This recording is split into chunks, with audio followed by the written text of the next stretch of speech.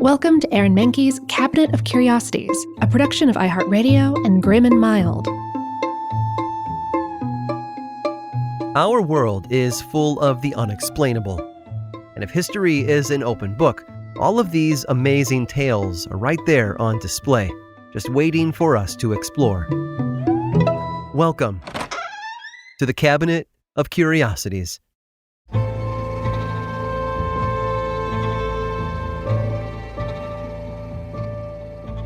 It's easy to love furry, fluffy animals like dogs, cats, and rabbits. They're our pets and family members, and they're responsible for some of the best videos on the internet. But so many animals are misunderstood and maligned simply for acting the way nature intended. People didn't think too much about shark attacks before the 1970s, but in 1975, a film came out that changed the way we see the water and what lies beneath it forever. Steven Spielberg's Jaws was a runaway hit and the first official summer blockbuster, but it also led to the decimation of shark populations all over the globe. Each year, more than 100 million sharks are killed, sometimes for their fins, other times out of fear that they may bite a human. Sure, great whites take a nibble from time to time, but not because we're tasty. It's because they think we're something else, but they don't know for sure until they get a taste. It doesn't matter whether they're snakes or sharks or spiders. There are just some creatures that don't get any love from us humans. I think it's because they haven't had the right kind of PR.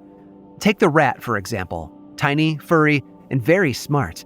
According to the National Human Genome Research Institute in Maryland, we have more in common with those long-tailed rodents than we do with other meat-eating animals. And yet, rats are often depicted as garbage-eating scavengers full of disease.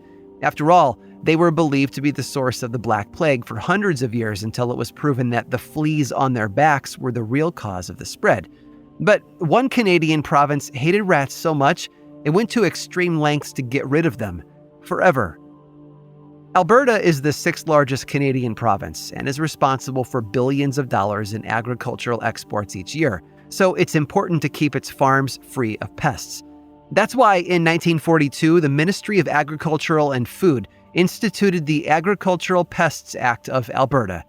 It stated that any creature or critter posing a threat to the province's farms was officially put on a to-kill list. Rats were added in 1950.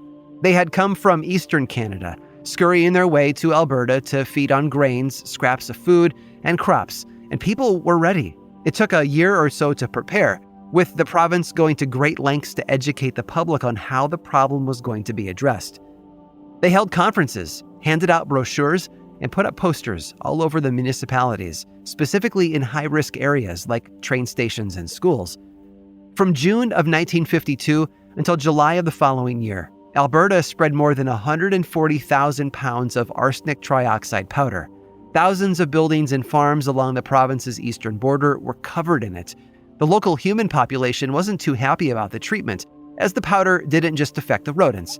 People, pets, and livestock were also hurt by it, despite the government telling them that only the rats would be affected. Over the 10 years that followed, the rat population skyrocketed until it finally stopped. Around 1959, infestations then plummeted. From 1960 to 1980, the number of live rat infestations fluctuated, but were never as high as they were before and during the 1950s. This was mostly due to the work done by the Agriculture and Food Ministry. But nature also played a part. You see, certain mountainous and forested areas outside of Alberta have made it difficult for rats to make it into the province. It's also illegal for anyone in Alberta to own a rat. Research laboratories are only allowed to have them with special permits. Because of all the hard work in eliminating rats over the previous 50 years, 2002 marked the first year in Alberta's history without a single rat infestation. The next 5 years saw only 2 infestations crop up, and they were dealt with swiftly. Alberta was basically rat-free ever since. Well, except for a freak accident in 2004, when someone with almost a dozen domestic Norway rats released them into a Calgary neighborhood. The locals wasted no time. Like the angry mob at the end of Frankenstein, they chased every last rodent down with brooms and shovels before they had a chance to reproduce. The person who set them free initially was never discovered, although that might be a good thing, considering that they might have met a similar treatment. Not many people know that rats are smart, resourceful, and even loyal. They're like tiny dogs, but they're maligned because of what they really are: reproductive eating machines.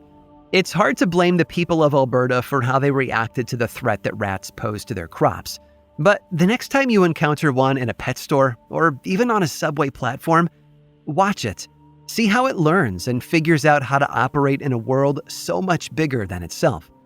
The rat doesn't know it's hated. It's simply doing what the rest of us are trying to do all the time: get through one more day and survive the rat race.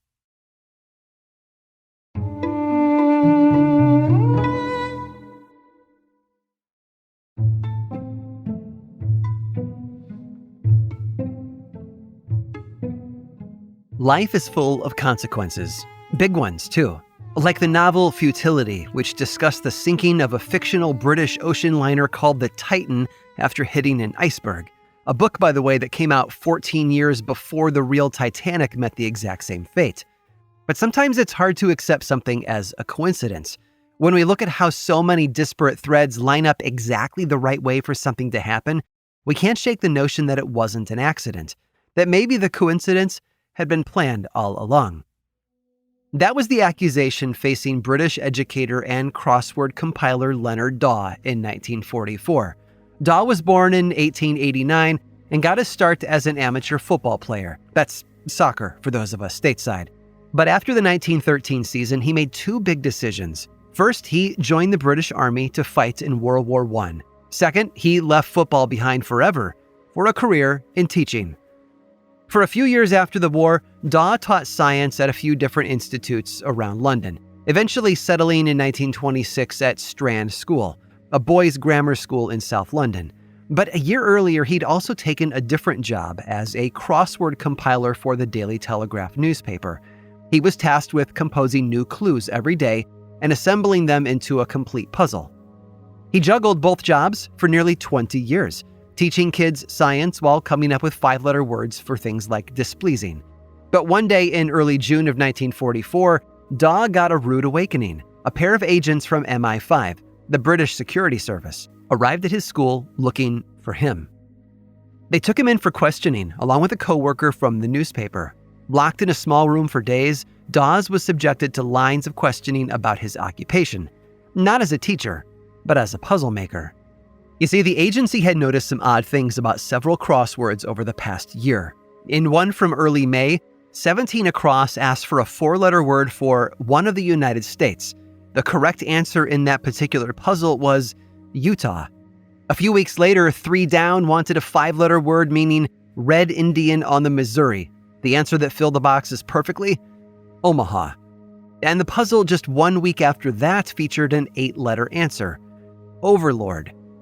Now, separately, these clues and answers didn't amount to anything. They were just words.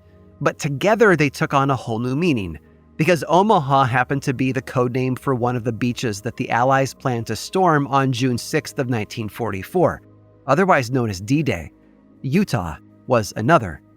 Other answers like Gold, Juno, and Sword were code names for beaches that the Canadian and British forces were also planning to land on, and every one of them had shown up in a Daily Telegraph crossword puzzle during the year. The most important answer of all, though, Overlord, was the name of the whole Allied operation, which involved the cooperation of all 3 countries. And since Daw had been responsible for each of the puzzle's creation, he was officially their prime suspect. MI5 kept him for hours, asking about his allegiance and whether he had been contacted by Nazi agents. Despite his service to his country in World War I, it was feared that he had been turned. But Daw answered their questions as truthfully as he could. No one had been in touch from the other side. They were just puzzles. The MI5 agents persisted, though, sure that this had to be more than a coincidence. And yet, no matter how hard they pushed, Daw wouldn't break. Earlier that year, a pamphlet published by the Nazis and distributed in southern England outlawed how German spies had hidden the identity of one of Hitler's secret weapons in the black squares of a crossword puzzle. The British agents were certain the Nazis were up to their old tricks again now, but they didn't have any solid evidence. It took days of intense interrogation, but by the end of it all, they were no closer to an answer than they had been at the start. The good news was, that nothing had been spoiled in the publishing of those clues. When June 6th finally came, the Allies successfully stormed the beaches of Normandy and went on to win the war. Hitler didn't think the coastal invasion was anything to worry about, so he didn't have a large number of troops standing by. So, had Leonard Daw actually defected and turned traitor to help the Nazis with crossword clues? Probably not. But while he was being questioned by MI5, Daw told them that he sometimes had his students help him come up with clues for the puzzles. Those same children lived in a part of England with numerous American military bases nearby, and they often overheard soldiers use certain words in conversation. So it was likely that terms such as Omaha and Overlord were heard in passing by the students and then told to their teacher, Mr. Daw, so that he could finish his puzzles. Sadly, that explanation didn't remove the doubt and suspicion that followed him for almost 10 years after his arrest. But Leonard Daw was no traitor.